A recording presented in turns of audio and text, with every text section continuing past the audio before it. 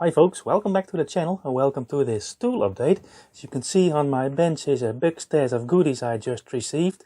Well, this box over here I received a couple of weeks ago. I want to unbox the rest of it, show you what I bought. And I'm also using this here.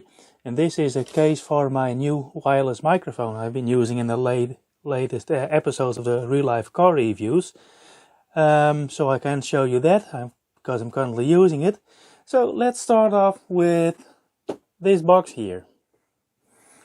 A couple of weeks ago I bought this Parkside electric ratchet. Let's open up. Here it is. It comes with this drive. As you can see in the suitcase there is room for the charger and a battery. This one came without a battery because I already had this battery from my small cordless angle grinder. I have a pair of batteries and a charger with that. It's the 12 volt X12 volt team system from Parkside. Shove it in the back and it's good to go.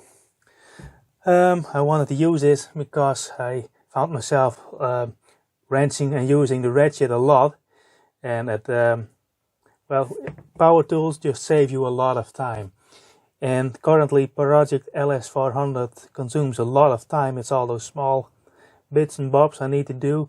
And I just spent a lot of time wrenching, so I thought, hey, let's buy myself one of these. I just wanted to see how it works for me. Now, I have used it when I installed the rear brake on the LS400. I'll leave the link up in there. That's the episode. I use it, but it isn't always convenient to use, at least not in that application.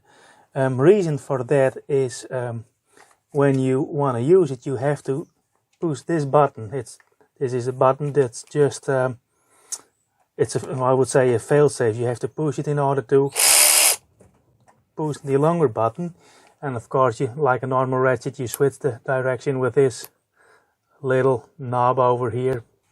However, it is very powerful. That I noticed. You can easily over tighten nuts and bolts, especially the smaller ones, the M6 and M8. You can easily over tighten them. It's a 3/8 drive and it comes with this half-inch adapter for it. So I can use my other sockets.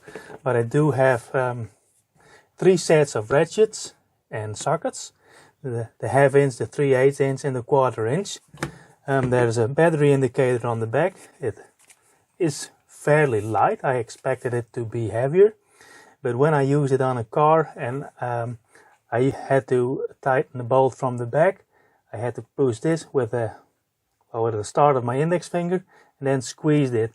So ergonomically it's not ideal to have this in, and I'm not sure if all of those electric ratchets have that, and I'm really curious to see how this thing holds up. And to be honest, this one, like I said, was 43 euros.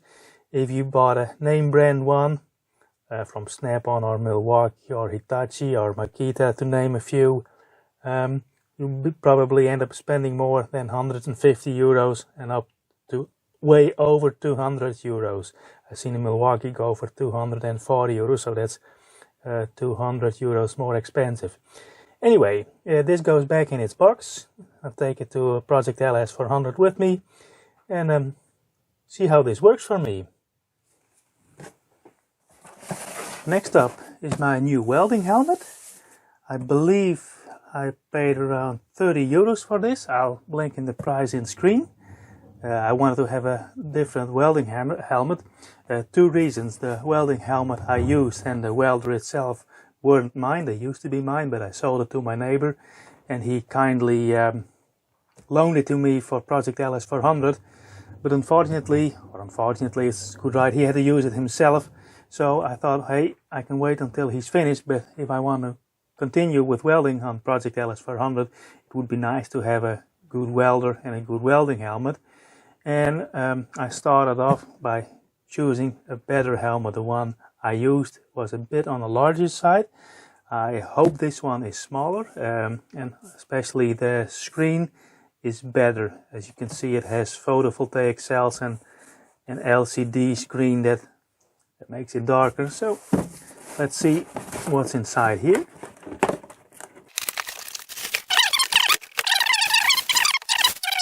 I leave the protective film on here. You can see that it's really a helmet. It has this visor thingy on there, and the actual screen is in there. Now I do hope it keeps the screen nice for a longer period of time. Let me see. Oh, there are a lot of settings on the inside, more than I'm used to. Let me see, what do we have here? The auto-darkening you can adjust. What is this, a rotating or a sliding knob? It's a sliding knob. On-off switch. On auto, on or off. And there are two rotary knobs in here. One is the sensitivity and one is the delay. I'll have to read the manual, but I think I know what it does. Anyway, this sets the shade, the sensitivity, and this one sets the delay. There's a test button on here, and also I think this is a very nice touch, a low battery indicator, and that's good to have. Safety first. The thing looks nice. On here are two sliders. I think that's, oh, it's to open up. I thought it was for breathing, that it would be an opening event of some kind in here. But anyway, see how this works. It has a thing. The benefit from this is it goes more over your head than the other one. I had some burns on my head, unfortunately. So like I said, the welder I've been using in the previous episodes of Project LS400 used to be mine, but I sold it to my neighbor and he needed it. And I thought it would be nice to have one of my own again. Only that welder cost me about 500 euros a couple of years ago. And I needed to buy a cylinder for it, for the backing gas. And you have to pay some money for a cylinder and then for the contents. And then when it's empty, you return the cylinder and you get one in return. Anyway, there is a refund system on those cylinders. I think it's the same all over the world. So I decided to look for a new welder. And this is the least expensive, or in better words, the cheapest I could find. It's also a Parkside brand, and I've been looking on the internet for reviews on this, and it came out very well. The only thing I'll be doing with this welder is, well, thin sheet metal. I'm working on the car. I can do thicker welding with it, but the benefit of this is a filled wire. It looks like a MIG/MEG welder, but it doesn't need backing gas. There is a flux inside in the thread, in the wire. It's a filled wire one, and I'm really curious to see how this goes. This one cost me 129 euros, and I bought it from the little online web shop. Let's get it on the floor and get it out.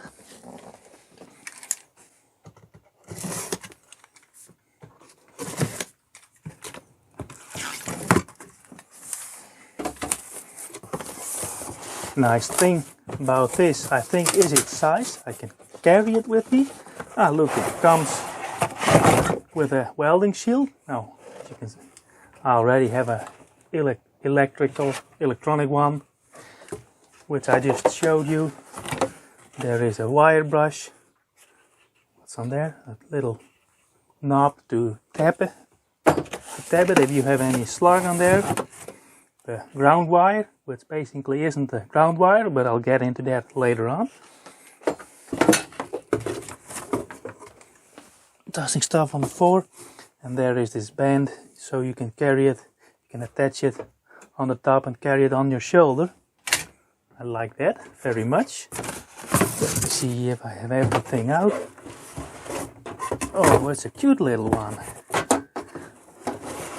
Come on over, let's put it aside first. Oh, there is the welder, the gun attached to it. Here it is. This is my new welder. It's like I said, a filled wire one. There should be wire in here, we're gonna check later, but just to be sure, I bought a roll of flux-core wire, and this is 0.6 of a millimeter in diameter. And on the reviews I saw on YouTube, I'll leave a link through Unfred Welding, which is a German channel, but he convinced me to buy this one. I watched his review and he was welding thin sheet metal, and he recommended this 0.6 wire. so I bought it, and the weight should be half a kilo, I believe, and there's 455 meters on there, so that should be enough to completely weld a first gen Lexus LS400. Put this aside. Now the gun, the pistol, how would you call it, looks the same as with a mag welder. I see you can put it off, but there is no gas cob on there because it doesn't use any gas. It's basically, the tip is in here, and it's very nice and flexible. And as you can see, there's only one knob on here to set, I think this is the speed, yeah, the millimeters, it says millimeters, so this is the speed, I think, per second. There's an overheating indicator, and there's a power supply indicator on here, so very basic. And of course here is where you attach the ground wire. But in this kind of welder, this flux-core welders, the polarity is reversed, so the negative side is on the pistol and the plus is on this, I believe. But for me, this should work just fine. Let's put it aside. There's a nice long extension cord to it. There is an on-off switch on the back. You can see that's basically it. So it's very simple, so I don't have to tinker with settings. And honestly, I'm not a welder. I'm not much of a welder, but for the work I do, this should work just fine, like I said. We can open this, slide this up. Yes, there is already a spool on here. And this is 0.9. It goes just on there. And in front of it. Now I have to read the manual to see how I have to feed this through. And there are some extra tips for the for smaller wire gauges. It's stamped on here. This is 0.6, so it's suitable for 0.6. And I have to find out how this works. So those are my new tools, and I would like to thank everyone who helped support the channel by buying me a coffee or in another form. The channel is making a little bit of money, but with that money I can afford all of these tools. I paid for all of this myself, so there is no affiliation with Lidl or the Parkside brand. These are my own. I bought them, like I said, with my own money. But I would like to thank each and everyone who supported the channel, Mike and Joe especially, for buying me a coffee. It really helps the channel, and the money I make with it I try to put in back to the channel. So we're gonna test this out in the upcoming episodes, and for now I would like to thank you for watching, and I hope to see you on the new episode of Project LS400 or in a new real life car review. Thanks for watching. Bye.